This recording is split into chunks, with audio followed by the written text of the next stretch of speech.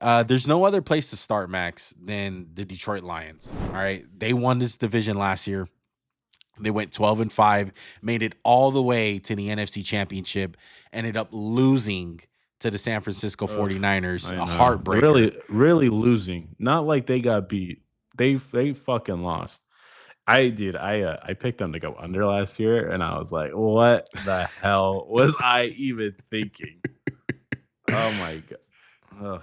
Yeah, it was that was tough of you, Max. I'm pretty sure I Hey, picked over, right? I got this one. yeah, you were 100%. You were on the Lions Yeah, from week 2. No, you yeah. were on the Lions before the year. You Before, really were on them like after like week 3. But I will say, like, if you're looking at the graphics, guys, hey, there's a lot of continuity coming back. The whole coaching staff returns, and this is after offseason where a lot of people thought Ben Johnson's gone. He's leaving. He ended up staying, which I think is huge for this team. Really big to get your guy back. yeah. Ben Johnson, amazing offensive coordinator. Aaron Glenn, who started off rough with the Detroit Lions, but they have turned into a powerhouse. Like this is a powerhouse. This is the this is the Lions division right here. It's year 2 of like, hey, we're a good team. We're expected to do good. What are we gonna do with that? And I'm excited. I'm excited. Jameer Gibbs, a year 2 player. They have so much young talent, man, that often what you look for in NFL teams going into the season. At least I do. I say this every year. How many players do you have that can legitimately make a leap? Whether that's a rookie that had a so year, or just almost broke out, and it's like, okay, I see it. Like 1 year under his belt, he's gonna break off.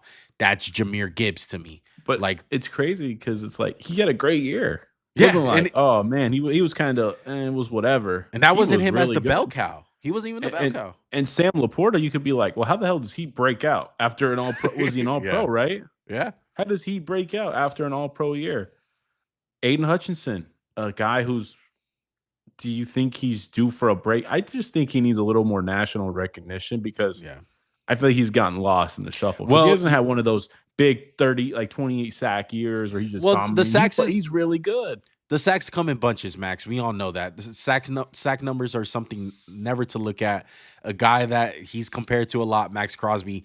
Max Crosby wasn't getting crazy sacks, and then they all start coming in bunches. The pressures are there, the hurries are there, the QB hits are there for Aiden Hutchinson. Deflections, even interceptions, just Yeah, plays. yeah. He's just a playmaker one. Simple as Disruptor. that. Yeah, playmaker, disruptor. I'm hyped for him. Let's look at some of the key additions that they had. Um, Sorry, this is the Vikings. Uh, Excuse me. Sorry. Well, I'll say him because I know him because I just did all this. Terry on Arnold, rookie Alabama. Juan really liked him. I Yeah, wasn't as high. Still, blue chip kind of guy, first rounder. You add Carlton Davis, who's a good man-to-man corner. You might remember him on the Bucks teams with Brady, one of the best corners they had. And they got DJ Reader. This is kind of like, hey, the rich got richer. They were pretty stout last year one. This yeah, adds a whole nother like element of stout next to your boy Ali McNeil. Hey, yeah, maybe we man. get some Levi Onzarike funkiness, something like that. Now, Yeah, you would have loved for me to see them like add a really dominant edge guy, like a really like a Daniil Hunter would have been like, oh, this is like great. But they're not lacking. They have a lot of good able-bodied defenders. And something we didn't add, but I could. They extended Amon-Ra St. Brown, yeah, gave Panay Sewell big money, yeah. gave Goff money. The only one I question is Goff. Like, what do you think about the Goff contract? And is it kind of like we just keeping our guy? But they have a guy who's talented in Hendon Hooker, who obviously has never played meaningful downs. And Jared Goff coming off the best season of his career by far. Yeah. Not even close. It's tough, man, because there could be a world where you're paying him for what he did. Basically, he brought your team to the NFC Championship. It's like a Joe Flacco thing. It's like he won the Super Bowl. You cannot just not pay the guy. Like he just won you a Super Bowl. The Jared Goff just won you your first playoff game since 1990 fucking 6, bro. It's been so, or Two, 92, whatever, two whatever. playoff games, Yeah. right? Yeah, 2 Yeah. playoff games at that. And so there could be a world where he can regress. We know how Jared Goff is. He's hot and cold, man. But one thing about Jared Goff is this system is made for him. These receivers are made for him. He has a great offensive line still. He has two great running backs in Jameer Gibbs and David Montgomery. I think he's Great going to tight be ends. just fine. He doesn't have to Great. press the issue. He doesn't have to be, hey, I'm going to throw for 5,000 yards and No, he crazy doesn't. touchdown interception ratio. Like, you're fine, dude. We got a great I will defense, say though, great run game. they did lose Jonah Jackson. Like they lost Cam Sutton made sure he couldn't get a job with his off the field antics. They lost Jonah Jackson. I'm not sure if I put that one in there, but the Rams paid him big money. Yeah. But their line is still Taylor Decker, stud. Ragnow, best in his position. Penei Sewell, arguably best right tackle in the league. And they have they have good players all over. So I think they will be fine. I don't think Dan Campbell's going to let this team get whooped in the trenches. I have a hard time believing that because that's part of the identity of this team. Yeah. I mean, they whipped San Francisco in the trenches. Right. Look, And one thing I love, real quick. This is my last point. They have guys who haven't scratched that surface. Yeah. Gibbs, Laporta, Jamison Williams. That I don't want to say too much on him. Yeah. But hey, I'm getting bricked. I'm sorry, it's too much. I'm sorry. Look, I think one more key thing to add here is you mentioned the cornerbacks. I think by far that was their biggest hole this offseason was DBs. Cam Sutton got absolutely fucking torched. And they upgraded. Which week? Oh, exactly. Yeah, all weeks. They absolutely upgraded. I love Terrion Arnold. I'm a big fan of Carlton Davis. Brian Branch is still like a rookie stud. We loved him.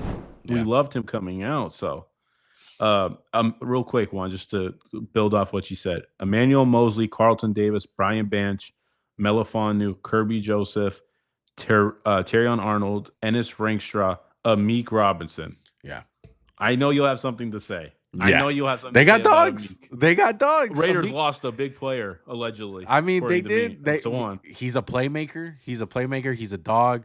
He's a little Mighty Mouse. He fits the Lions culture to the fucking T. All those guys, Terrion Arnold, Rakestraw, all those guys that they added this offseason just fit the prototype blood of the Detroit Lions. Like fast, physical. We're gonna punch you in the mouth and we're gonna talk shit while doing it. Like I think it was a home run for them, bro. I always love what I'm forgetting the GM's name. Oh my goodness. Oh, for the Lions? Yes, for the Lions.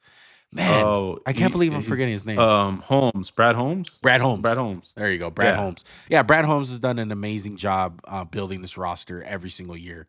So it comes down to this, Max. Over or under? What's the over under for them? 10.5, you said? 10.5. I'm going over. I'm not making the same mistake twice. I mean, I think it's disappointing as hell if they don't win this division. I think it's clear cut they're the best team.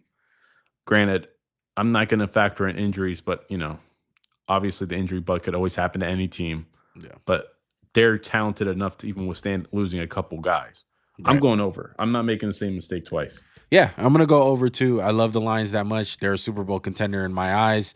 And especially with this division, it's really only the Packers. I don't see J.J. McCarthy, who's a rookie, and Caleb Williams, who is also a rookie, dethroning the Detroit Lions. Those teams are just not there yet. They're cool to look at. They're cool to talk about. But as far as each, at least, yeah, at least it's gonna be some learning curves. All right. Anything else on the Detroit Lions, Max, before we move on? No, just shout out to them for having a vision, building off of it, and not just wanting to, fire your coach, fire your DC. We've talked about it in the video. Dan Campbell sticks to his guns, sticks to his guys. Yeah, that's exactly what he did, and that's why I'm glad they rewarded. That's awesome that they're good, and they got something special. They got something special because I think so. Because Johnson stayed, Ben Johnson fucking stayed. He could have became a head coach for a lot of teams. Correct. And like I said, they lost that NFC Championship game. In my opinion, they didn't just get mollywopped from the first. They were in control of that game, and they didn't know what to do because only Goff has been in that game ever. Like, their whole roster is so young. Yeah. And I know, just the core guys didn't know what it took to get over it. Now they know, they understand playoff football. The ceiling is the roof, to quote Michael Jordan. Exactly.